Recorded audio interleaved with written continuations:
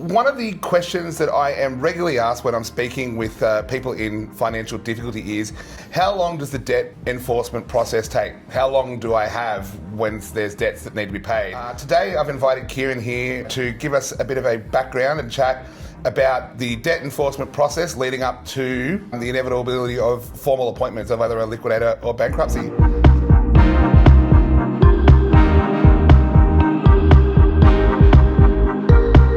Hi everyone, Liam Bailey here from O'Brien Palmer, and today I'm joined by my guest, Kieran Kelly from Hilton Bradley. Kieran, thank you for being here. Thanks for having me.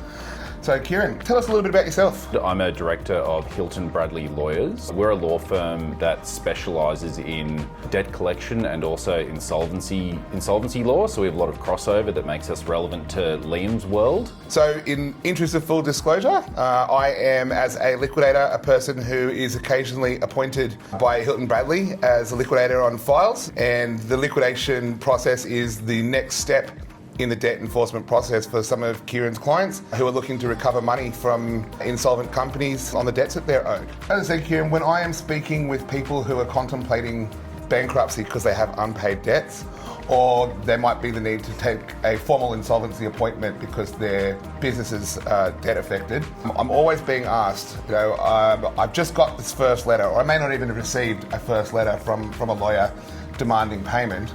Yeah. What's the time frame before I run out of options? How long does it take to make somebody bankrupt?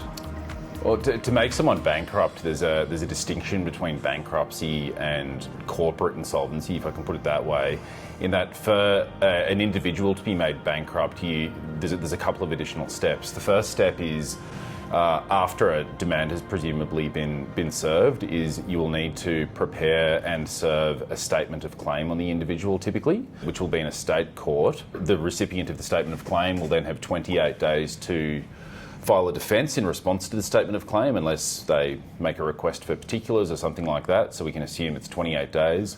A lot of the people who eventually become bankrupt don't file a defence to the statement of claim, so we will assume they don't. Yep. In this case. Then there will be an application for default judgment, which is judgment that's sought against a person who has failed to file a defence to a statement of claim. That may take an additional couple of weeks to obtain judgment. Judgment's usually given in chambers by the court, which means the court will give judgment without there being a formal hearing, depending on the court. Speaking in fairly general terms here. So you might at that stage be about 6 weeks into the process. Mm-hmm. You'll then apply to AFSA for a bankruptcy notice to be issued on the basis of the judgment. The bankruptcy notice will be obtained pretty quickly, within say a week or so of judgment. Mm-hmm. The bankruptcy notice needs to then be served on the individual, the judgment debtor. So that might take you to about 7 or 8 weeks, say 2 months from the filing of the statement of claim. Yep. Once the bankruptcy notice has expired, a presumption of insolvency will arise against the individual, mm-hmm. and then you can then file and serve a creditor's petition, which might take you to around, again, 8 to 10 weeks, something like that. All of these steps, well, the service of the statement of claim, depending on the court, but in the district court at least, not always in the local court, will need to be personally served. The bankruptcy notice doesn't necessarily need to be personally served, but best practice is to personally serve a bankruptcy notice on the individual. Yep. So there can be some delays in service, so you might be pushed out to about around 3 to 4 months, depending on the service issues, to file and then serve the creditor's petition. All right, so let's take a moment to clarify some of that. So firstly, we're talking about personal debts here, not corporate debts. Correct. The first thing you said was that you're filing a statement of claim, and the recipient of the statement of claim has 28 days to respond. Yes. When does that 28 days start? From the point they are served with the statement of claim. Okay, so once the statement of claim is in their hands, 28 days starts counting down. That's right. Excellent. Has that got to go into their hands personally? There are in the local court, there is some ability to have a statement of claim served other than personally on the last known address by the court. For example, They'll just mail it effectively, which will affect service. But again, best practice, I would say, would be to serve it personally, regardless of the rules, because, like, for example, if the court mails it and service is deemed to have been affected, it will mean that any subsequent judgment is more susceptible to being set aside, for example. Okay. So in most cases, it's going to get served on you individually. You're not going to find out that one was served and then sent to a former address. In most cases, That's right. And if it does, then there are some grounds on which it can be looked at whether or not it's valid. That's correct. So important to note that it's not the sort of thing that's going to be sneaking up on you. If you've been served with a statement of claim, what are the options available? And I should, just going back one step, I should say if we're speaking about steps that lead to that will lead to someone potentially being made bankrupt, the underlying debt has to be at least $10,000. $10,000. Okay. Yes. I think that was actually increased during COVID because it used to only be $2,000, didn't it? It did. Yeah. Excellent. Okay.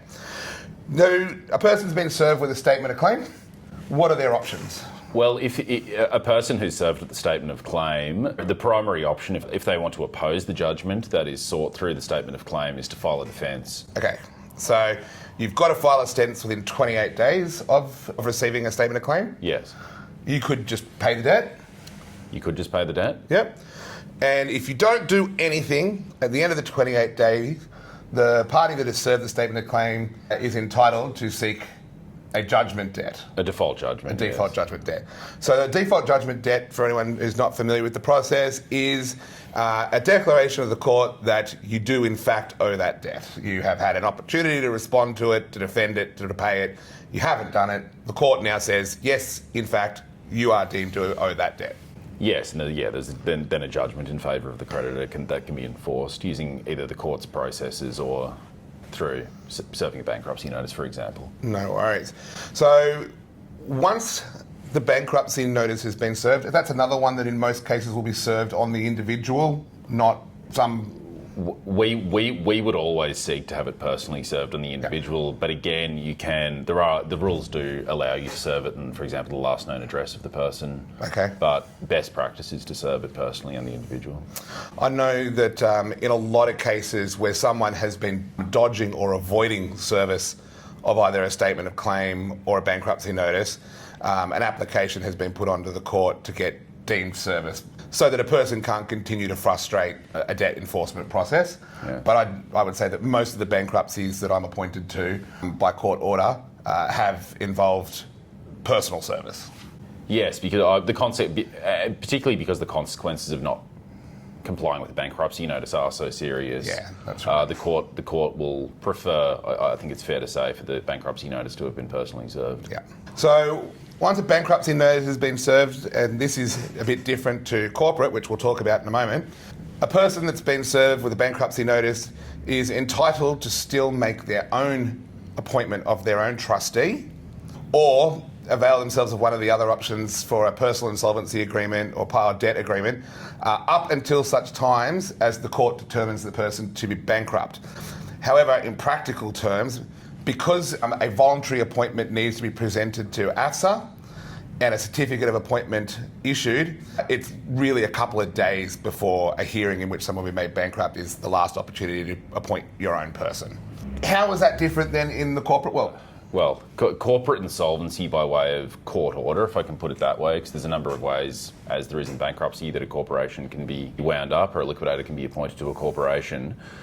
So the primary difference is in an individual's bankruptcy, it's necessary to have an underlying judgment, but in respect of a corporation, you don't need an underlying judgment to serve a creditor's statutory demand, which is the corporate equivalent of a bankruptcy notice. Mm-hmm. The other primary difference is that the statutory minimum for the service of a creditor's statutory demand is $4,000 as opposed to $10,000. Okay.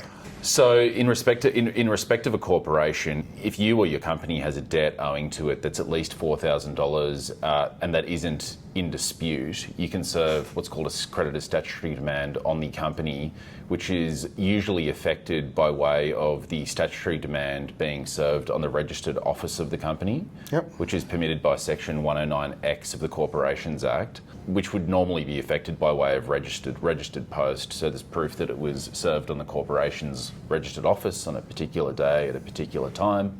After service of the creditor's statutory demand on the registered office of the company, the recipient company of the statutory demand then has 21 days to do one of a number of things. One is to pay the debt. Another is to seek to set aside the statutory demand, which can be done on the basis that the debt is disputed and there is a genuine dispute in respect of the debt. Another is that there is an offsetting claim in respect of the debt, which means that the recipient of the statutory demand has a claim against the person who served the statutory demand in an amount that that reduces the debt to below the statutory minimum. Yep. So they're the primary things that the person who receives the debt. And another is that you can enter into an agreement in respect of the debt. Once that has been served, yes. How long does a company have to respond? Well, they have 21 days to avoid what's called a presumption of insolvency arising. So you basically need to either apply to set aside the demand, enter into an agreement with the creditor, or pay the debt within the 21 days. Okay.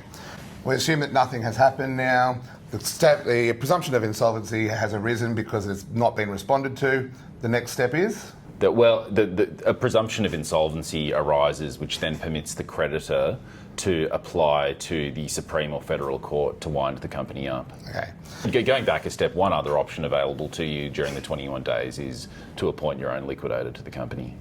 So that's where I come in as a registered liquidator.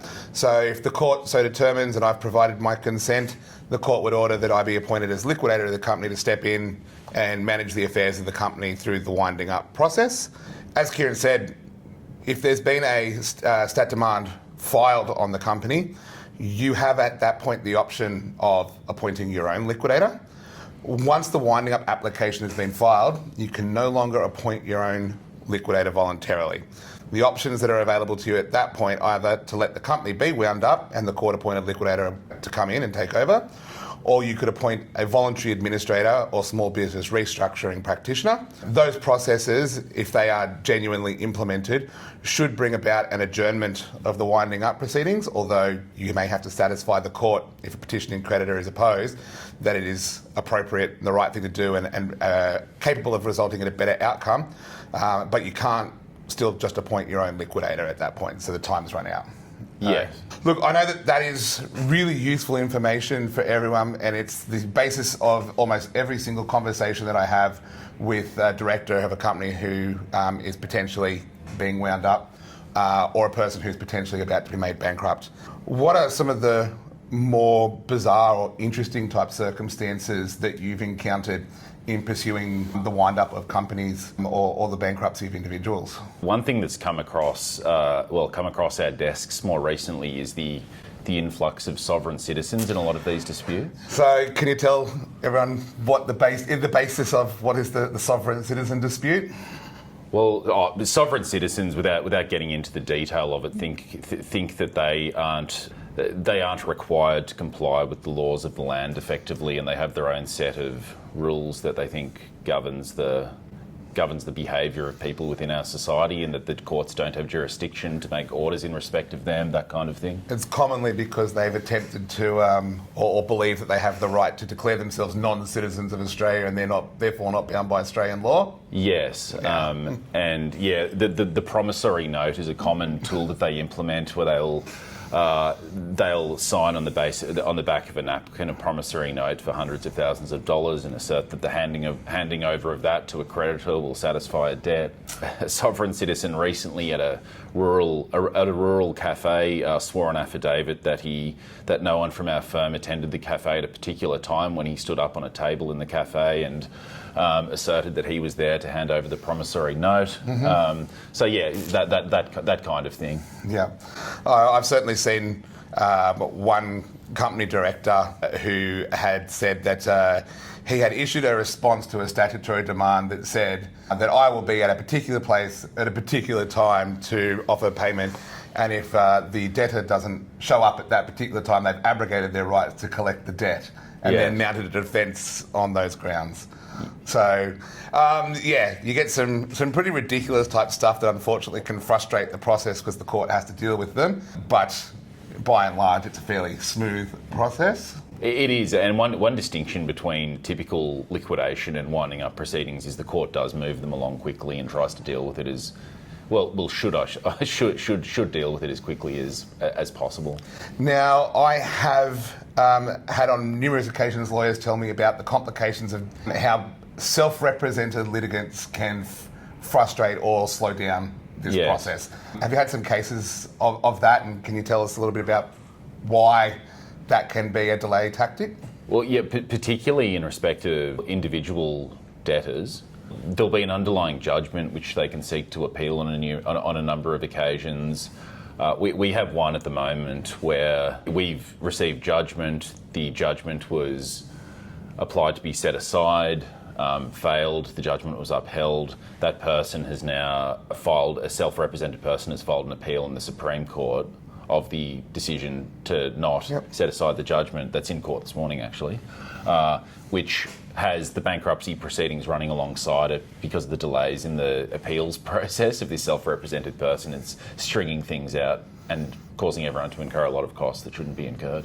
Yeah, look, I have got at least 2 cases at the moment where I've been appointed as bankruptcy trustee, and the debtor, as a self-represented litigant, has filed an appeal against the orders that they were made bankrupt. Because they're self-represented, the judge will understandably give that debtor a lot of leeway in the way that they present their claims and present their evidence.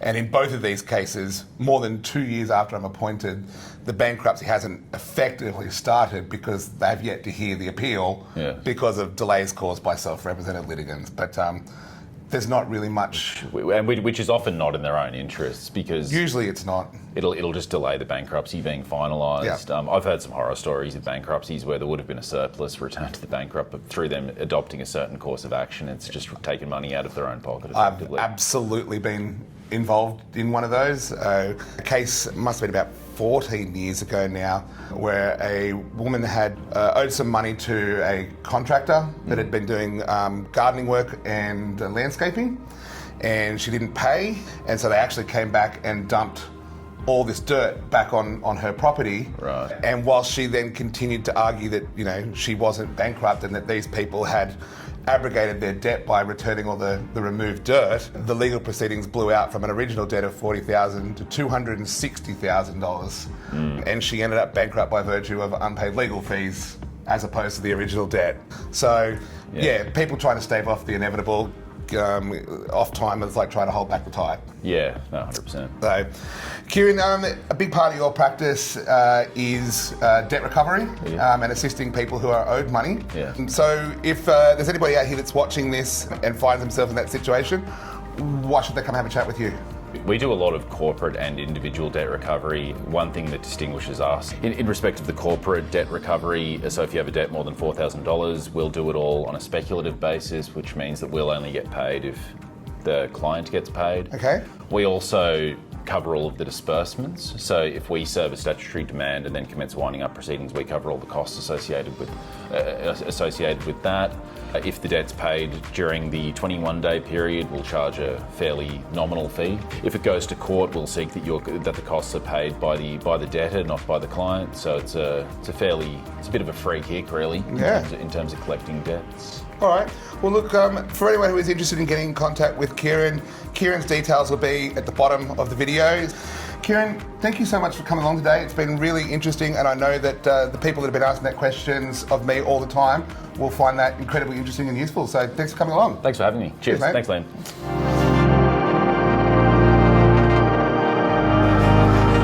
She's unhappy. I'm so happy. I can tell she's unhappy. We didn't give her anything for bloopers. No. I was like, I'm boring myself. No. I was like,